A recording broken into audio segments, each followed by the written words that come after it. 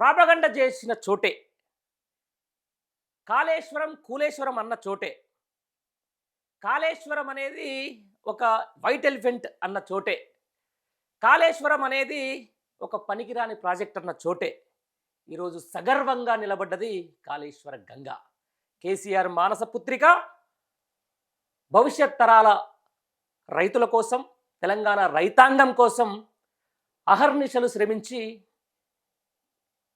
అప్పటి ప్రభుత్వం కేసీఆర్ కలల సౌధమైనటువంటి కాళేశ్వరం ప్రాజెక్టు జలసిరి ఈరోజు ఉప్పొంగి ఎల్నినో ప్రభావంతో ఈరోజు రాష్ట్ర రైతాంగం చాలా ఇబ్బందులు పడుతున్న వేళ, ఇక్కట్లు పడుతున్న వేళ మరొకసారి కాళేశ్వర గోదావరి గంగ నంది మేడారం నుంచి, గాయత్రి పంప్ హౌస్ నుంచి ఈరోజు పెళ్ళుబికి బయటకు వచ్చేసి నెర్రెరువారిన తెలంగాణ రైతాంగ బీడు భూముల్ని ఈరోజు జలసిరిగా మారుస్తున్నటువంటి పరిస్థితి. ఎన్ని రోజులు, ఎన్ని ప్రాపగండలు, ఎన్ని విద్వేషాలు, ఎన్ని అవాస్తవాలు, ఎన్ని కుయుక్తులు, ఎన్ని దాని మీద కుట్రలు తట్టుకొని ఈరోజు కాళేశ్వరం మరొకసారి ఎప్పటికైనా తెలంగాణకు వరప్రదాయినే, ఎప్పటికైనా కాళేశ్వరం ఎప్పటికైనా కూడా తెలంగాణ రైతాంగానికి ఒక గొప్ప వరమే అని చెప్పేసి కూడా స్పష్టమైంది ఈరోజు. రైట్, మనం చూస్తూ ఉన్నాం గత కొద్ది కాలంగా కాళేశ్వరం మీద జరుగుతున్నటువంటి కుట్రలు, కుతంత్రాలు, ఒక ఒక పిల్లర్కు సంబంధించిన దాని మీద చిన్న పరిరణ చూపించేసి కాళేశ్వర గంగని మొత్తం కూడా కాళేశ్వరం ప్రాజెక్ట్నే ఒక విఫల ప్రయత్నంగా చేసినటువంటి ప్రభుత్వానికి చెంపపెట్టుగా ఈరోజు రాష్ట్ర రైతాంగానికి నీళ్లు అందిస్తుంది అదే కాళేశ్వర ప్రాజెక్ట్. మనం చూసినాం నిన్న గాయత్రి పంప్ హౌస్ నుంచి, నంది మేడారం నుంచి ఆ జలసిరి ఉబికి వస్తుంటే ఒక్కొక్క రైతుల కళ్ళల్లో ఆనందం కాదు. ఇదేదో రేవంత్ రెడ్డి తుమ్మిడియటి దగ్గరనో లేకపోతే ఇంకో దగ్గరనో పోయి తుమ్మితో వచ్చిన నీళ్లు కావని చెప్పేసి, లేకపోతే ఉత్తమ్ కుమార్ ఉత్తమ మాటలతో వచ్చిన మాట కావు అవి నీళ్లు. నిజంగా కాళేశ్వరానికి సంబంధించి చూస్తున్నాం మనం గత 2 నెలల నుంచి కూడా ఎల్నినో ప్రభావంతో రాష్ట్ర రైతాంగం ఎంత ఇబ్బందులు పడుతూ ఉంది. పత్తులు వేస్తే ఈరోజు ఒక జానెడు కనీసం ఒక 3 ఇంచుల భూమి నేల కూడా తడవని పరిస్థితి, పత్తి గింజలు కూడా మొలకెత్తని పరిస్థితి. మరోవైపు నార్లు వేసినటువంటి పంట మడులు కూడా నిరలిరిచినటువంటి పరిస్థితి. ఆ నేపథ్యంలోనే రాష్ట్ర రైతాంగం అంతా మాకు నీళ్ళు మొర్రో అంటే అప్పుడున్నటువంటి ప్రభుత్వం, ఈరోజు ప్రతిపక్షంలో ఉన్నటువంటి ప్రభుత్వం, రాష్ట్ర బీఆర్ఎస్ పార్టీ రాష్ట్ర working president KTR Kannepalli pump హౌస్ను సందర్శించడం, కన్నెపల్లి పంప్ హౌస్ దగ్గర ఈ ప్రభుత్వాన్ని కనువిప్పు కలిగేలా అక్కడి నుంచి నీళ్లు వదిలిపెడితే ఏం జరుగుతుందని చెప్పేసి చెప్పడం. అయినా కానీ ఎల్నీలో కంటే ఇది ఎల్నీలో తెచ్చిన కరువు కాదు, ఇది కాంగ్రెస్ తెచ్చిన కరువు అని చెప్పేసి కూడా ఈరోజు స్పష్టంగా తెలుస్తున్నటువంటి మాట. ఓవైపు ప్రాణహిత, ఓవైపు గోదావరి జలాల్ని చంద్రబాబు నాయుడు పట్టిసీమకు తరలించుకొని పోతుంటే అలా చూస్తూ వదిలేసినటువంటి రాష్ట్ర ప్రభుత్వానికి ఈరోజు రైతాంగం రోడ్డెక్కడం, రైతాంగం నుంచి వస్తున్నటువంటి ఆగ్రహ వేషాలకు తలగ్గడం తప్ప ఇంకేం జరిగిన పరిస్థితి లేదు. రైట్, సగర్వంగా ఈరోజు తెలంగాణ జలాలు, తెలంగాణ కాళేశ్వర జలాలు ఈరోజు బస్వపూర్ దాకా అంటే కార్యక్రమం నడుస్తుంది. గతంలోనే వచ్చింది, దీని మీద ఎన్నో ప్రాపగండలు, దీని మీద ఎన్నో అసత్య ప్రచారాలు, ఇది ఎల్లంపల్లి నుంచి వస్తున్నాయి, ఇది కడెం నుంచి వస్తున్నాయి, ఇది శ్రీరామ్ సాగర్ నుంచి వస్తున్నాయి అని చెప్పేసి అసత్యాలు, అబద్ధాలు అన్ని కూతలకు ఈరోజు చెంపపెట్టుగా మారింది ఏదైతే నంది మేడారం సంబంధించినటువంటి Baahubali motor. Gayatri pump house నుంచి పైకి వస్తున్న జలసిరిని చూస్తే ఈరోజు కేసీఆర్ గుర్తురాక మానడా? కేసీఆర్ కలల సౌధం కాదా? కేసీఆర్ ముందు చూపు కాదు, ఒక నిదర్శనం కాదా? దానికి సంబంధించిన దాని మీద కూడా మనం ఈరోజు మాట్లాడదాం. ముఖ్యంగా ఆ వార్తను ఒకసారి చూసుకుంటే మీకే చూపిస్తా. నిజంగా ఎంత సంతోషం అంటే ఆ వాటర్ అట్లా వస్తుంటే అది చూడండి. జీవధార కాళేశ్వరమే, బీఆర్ఎస్ దెబ్బకు కాంగ్రెస్ సర్కార్ దిగొచ్చింది, కాళేశ్వరం జలాల ఎత్తిపోతలకు బుధవారం ప్రారంభించింది. పెద్దపల్లి జిల్లాలోని ఎల్లంపల్లి జలాశయం నుంచి నంది, గాయత్రి పంప్ హౌజ్ల మీదుగా మధ్యమానేరు జలాశయానికి నీళ్లు పరవళ్లు తొక్కుతున్నాయి.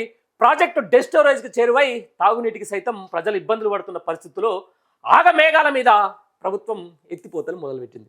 ఎల్నీలతోనే కాదు, ఎల్లో కాంగ్రెస్తోనే కరువు అని చెప్పేసి కూడా నీళ్ళ నిరంజన్ రెడ్డి సార్ అని చెప్పేసి కూడా ఆయన అంటున్నటువంటి మాట ఒకసారి చూడండి. మొత్తానికి ఈ టోటల్గా యొక్క జలసిరిని ఒకసారి చూడండి ఎలా పొంగి పొర్లుతుందో.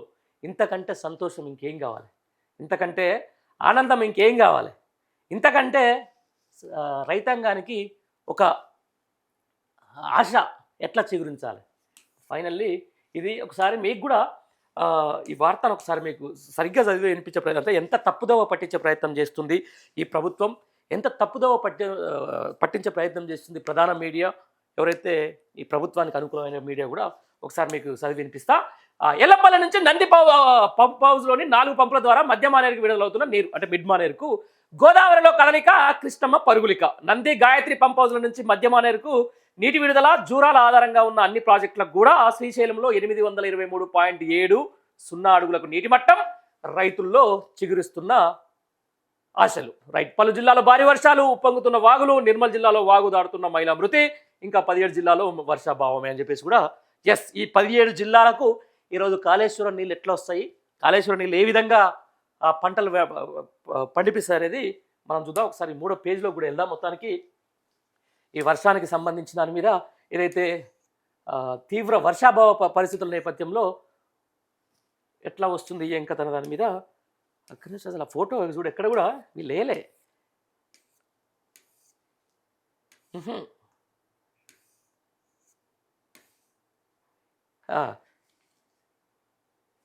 జగిత్యాల జిల్లా ధర్మపురి మండలం రాయపట్నం వద్ద గోదావరి పాత వంతెనను తాకుతూ ప్రవహిస్తున్న వరద. మొన్న కేటీఆర్ కన్నెపల్లి పోతున్నప్పుడు మనం రాయపట్నం నుంచే అక్కడ నుంచి వెళ్ళాం. అక్కడ విజువల్ కూడా మీకు చూపించడం.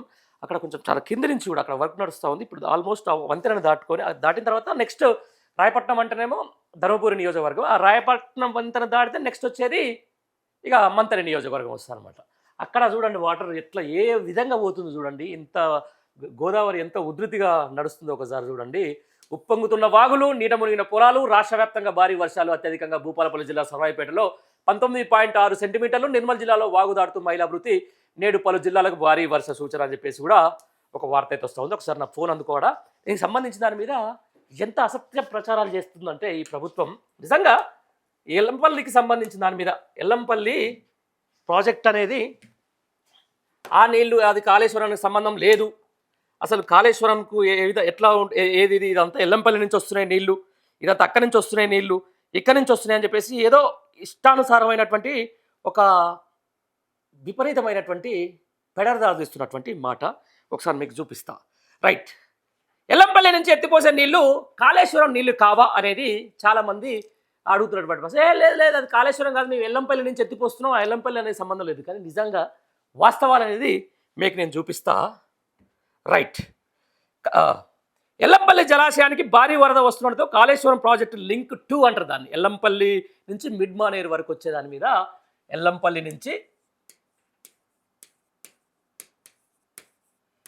నుంచి మిడ్ మానేరుకు సంబంధించి ఇది Kaleshwaram link 2, Kaleshwaram project link 2 అనమాట. ఇది లింక్ 2 ప్రాజెక్టులో భాగంగా ఇది ఉంటుంది. దీనికి సంబంధించిన దాని మీద దీంట్లో 2 పంపింగ్ స్టేషన్లు నుంచి ఎత్తిపోతలు మొదలవుతున్నాయి. మొదటి పంపు అనేది నంది పంప్ హౌస్, 4 పంపులు ఆన్ చేస్తే దగ్గర 12,000. ఇక్కడ ఏది నంది పంప్ హౌస్ సంబంధించిన దాని మీద చూద్దాం.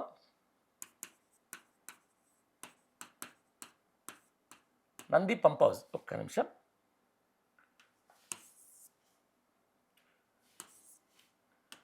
నంది పంప్ హౌస్కి ఒకసారి మనము, అంటే ఇది ఎక్కడ ఉంటుందంటే నంది మేడారం దగ్గర ఉంటుంది.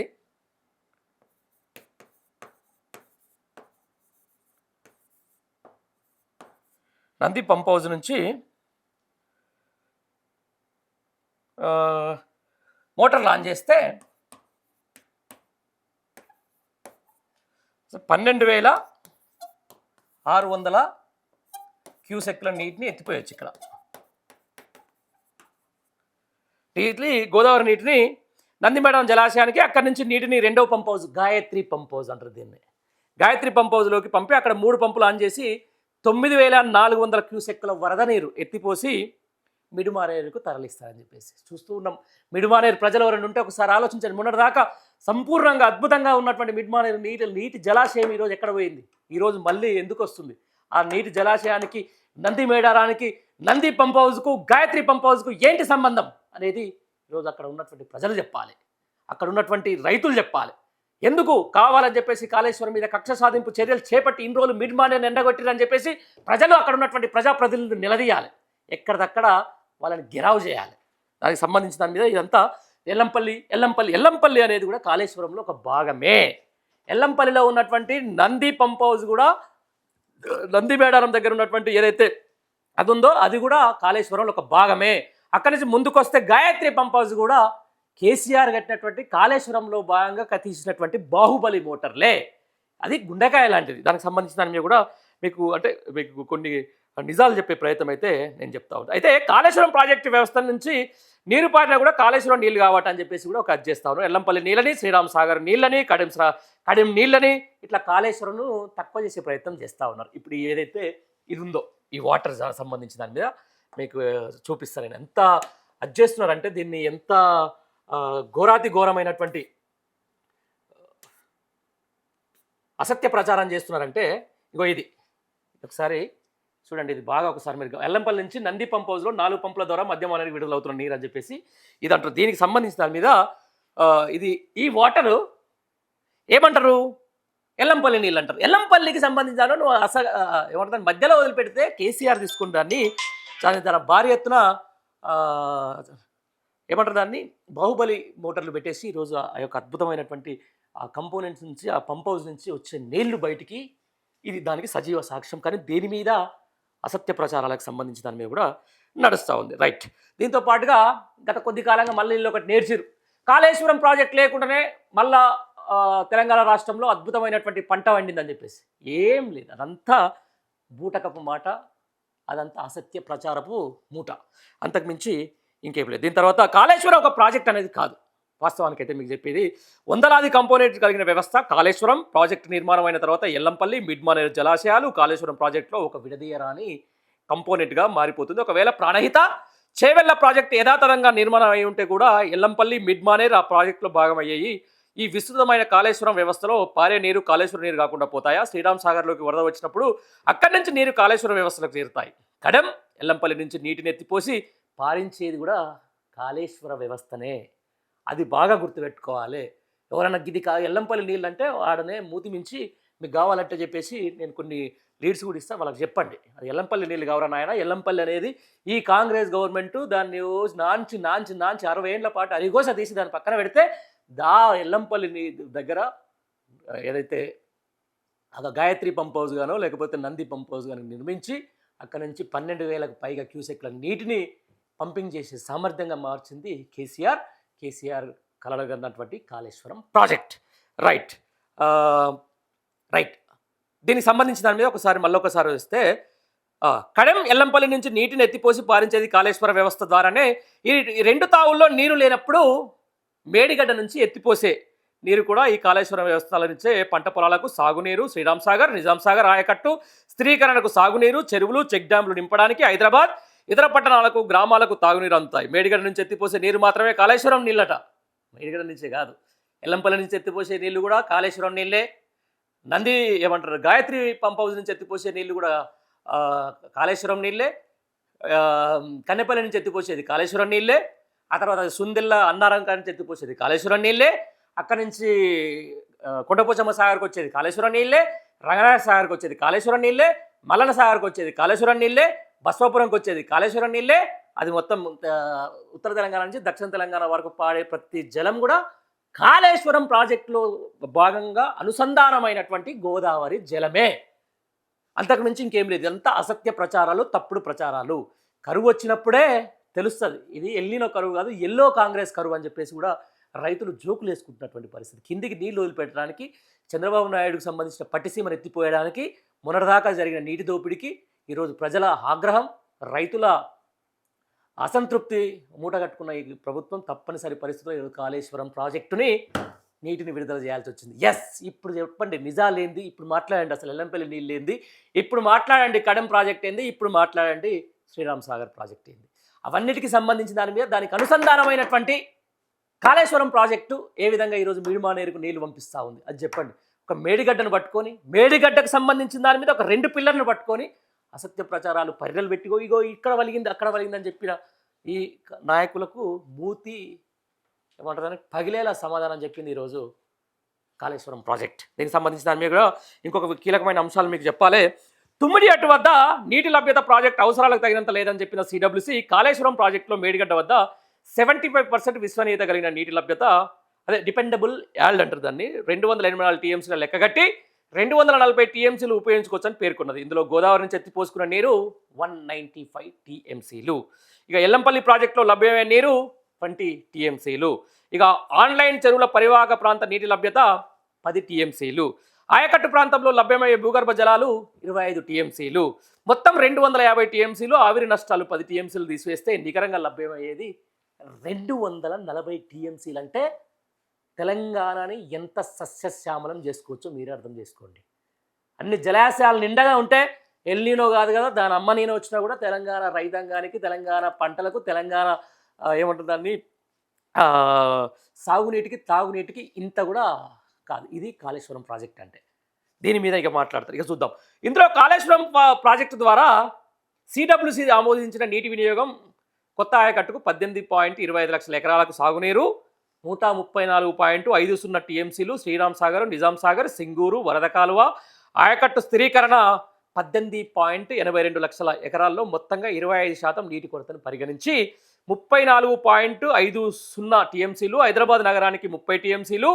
దారి పొడుగున గ్రామాలకు తాగునీరు 10 టీఎంసీలు. పారిశ్రామిక అవసరాలకు 16 టీఎంసీలు. ఆవిరి నష్టాలు 12 టీఎంసీలు. మొత్తం 237. అంటే పరిశ్రమలకు నీళ్ళు వస్తాయి కాళేశ్వరం నుంచి, గ్రామాలకు తాగునీరు వస్తుంది, హైదరాబాద్కు తాగునీరు వస్తుంది, ఆయకట్టుకు నీరు వస్తుంది. ఇంత అద్భుతమైన ప్రాజెక్టును పట్టుకొని ఇన్ని ప్రభగండలు చేస్తారా?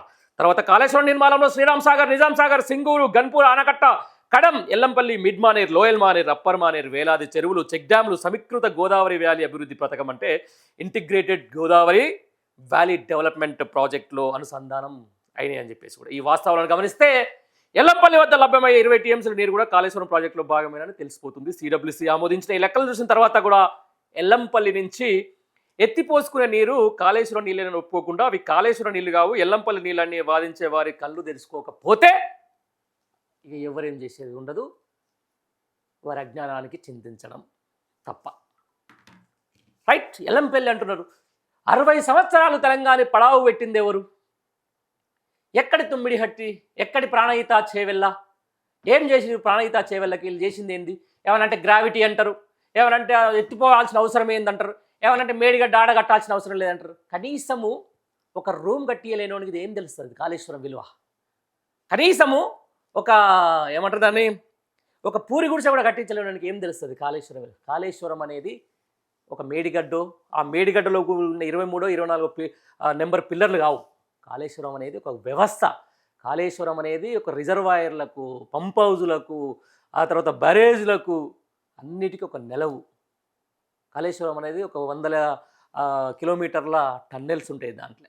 కాళేశ్వరం అనేది చాలా అద్భుతమైనటువంటి ప్రాజెక్ట్. దాని విలువ ఇప్పుడు మీకు అందరికీ తెలుస్తుంది. ఇంకొకసారి ఎవడన్నా ఏదో ప్రాపగండా చేద్దాం, కాళేశ్వరం వస్తే కేసీఆర్ పేరు వస్తుందండి. కేసీఆర్కి పేరు రావాల్సిన అవసరం లేదు. కేసీఆర్ అనేటోడు ఒక తెలంగాణ తీసుకురావడమే ఆయనకు ఒక పెద్ద ఎసెట్. ఆ తర్వాత ప్రజలు, రైతులు తాగునీటి కోసం, సాగునీటి కోసం నగరాలు, గ్రామాలు, పరిశ్రమలు ఇబ్బంది పడొద్దని చెప్పేసి ఒక గొప్ప అన్నిటినీ ఏకీకృతం చేసుకుంటూ వాళ్ళన్నిటి మీద కాళేశ్వరం ప్రాజెక్ట్ నిర్మిస్తే దాని మీద 2 పిల్లర్లు ఏదో అయిందని చెప్పేసి ఎన్డీఎస్సీ అని చెప్పి ఏదో సాకు చూపించి దాని మీద ఇన్ని రోజులు పడవ పెట్టిరేరు కాళేశ్వరం ప్రాజెక్టుని. కావాలని చెప్పేసి దాన్ని ఆ బాహుబలి మోటార్లు ఖరాబు కావాలని కూడా చూసిర్రే.